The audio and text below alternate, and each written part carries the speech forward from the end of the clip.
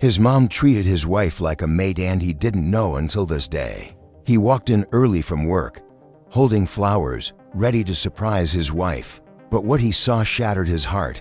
His wife on her knees, scrubbing the floor, crying, and his mother smiling while watching TV. What she'd been hiding all this time will leave you speechless. Daniel was a hard-working man, a loyal husband, a respectful son, and a quiet dreamer. He had just gotten promoted at work, and he couldn't wait to rush home and tell his wife, Lisa. They'd been married for just a year, and he thought everything was going great. His mother, Miss Gloria, had been staying with them for a few months after surgery. Lisa had offered to take care of her like her own mother. So that day, Daniel left work early, stopped by a flower shop, and bought Lisa's favorite white lilies. He even grabbed her favorite chocolate bar. Smiling, he opened the door to their small home, expecting hugs, maybe even tears of joy. Instead, he froze. Lisa was on her knees, scrubbing the living room floor with her bare hands. Her eyes were red. She looked up, startled, and quickly wiped her tears away. The house smelled like bleach. A bucket of dirty water sat beside her, and on the couch, his mother, calm, relaxed, watching TV and munching popcorn. Daniel blinked. "What's going on?" Lisa forced a smile. "Just cleaning," but her voice trembled and something in her eyes told Daniel this was not okay. Daniel walked in slowly, placing the flowers and chocolates on the table. His smile had vanished. Something felt off. "Lisa," he said gently, "why are you cleaning like this? Didn't we get the place cleaned yesterday?" Lisa looked down, her hands shaking slightly.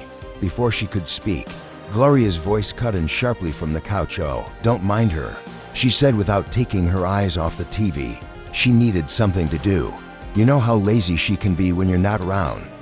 Daniel's brows furrowed. "Lazy, Lisa?" She worked from home and handled most things in the house, even meals for his mother. Lisa tried to say something, but Gloria stood up and walked to the kitchen. "I told her," she continued, "if she wants to live here rent-free, the least she can do is keep the place spotless. I raised you better, Daniel. Don't marry a woman who expects a crown without lifting a finger." Daniel turned to his wife, confused and hurt. "Lisa, why didn't you tell me?" Lisa hesitated, then quietly said, "Because you love your mom, and I didn't want her to come between that." That moment, Daniel felt a storm building in his chest. Daniel sat on the edge of the couch, trying to process what he just heard. Lisa sat across from him, still wiping her wet hands on a towel. For a moment, everything was quiet, just the sound of the TV in the background. He looked up. "Lisa, how long has this been going on?" Lisa hesitated. Her voice was soft. "Since the second week your mom moved in." Daniel's eyes widened. 2 months, she nodded. "At first, it was small things. She asked me to make her tea or heat up her food. I didn't mind. She was recovering. But then she started waking me up early, calling me lazy, saying I wasn't raised right, blaming me for things I never did." Daniel stood up, stunned. "Why didn't you tell me?" Lisa looked at him, her eyes filling again. "Because I didn't want you to choose between us. I thought if I just stayed quiet, she'd eventually stop." In the kitchen, Gloria listened. Quietly around the corner, she rolled her eyes and whispered to herself, so dramatic. But Daniel heard it. And for the first time, he realized maybe he didn't really know the woman who raised him. Daniel turned toward the kitchen. "Mom," he called out, his voice firmer than before. "Can we talk?"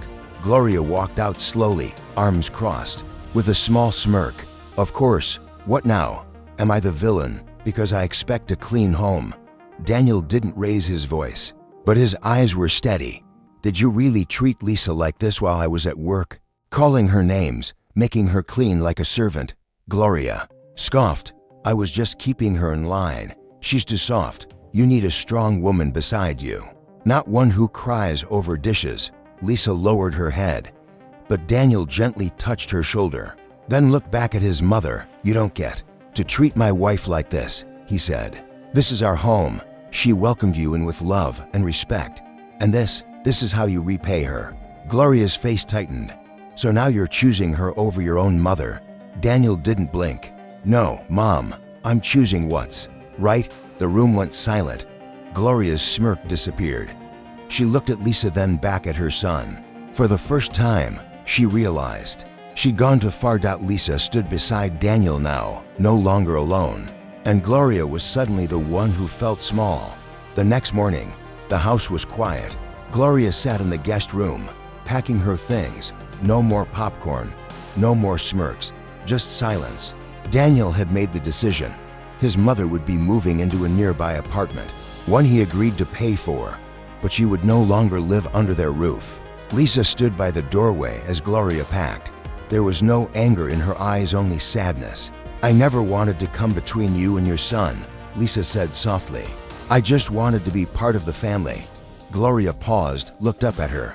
For a brief second, something shifted in her face. "Regret. I treated you wrong," she whispered. "You didn't deserve that."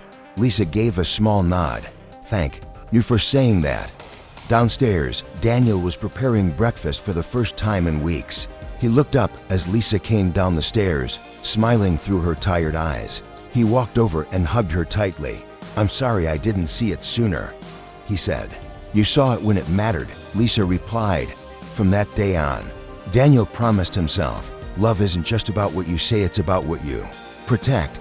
Don't stay silent when something feels wrong. Speak up. Protect the ones who love you. Even when the truth is uncomfortable, respect begins at home.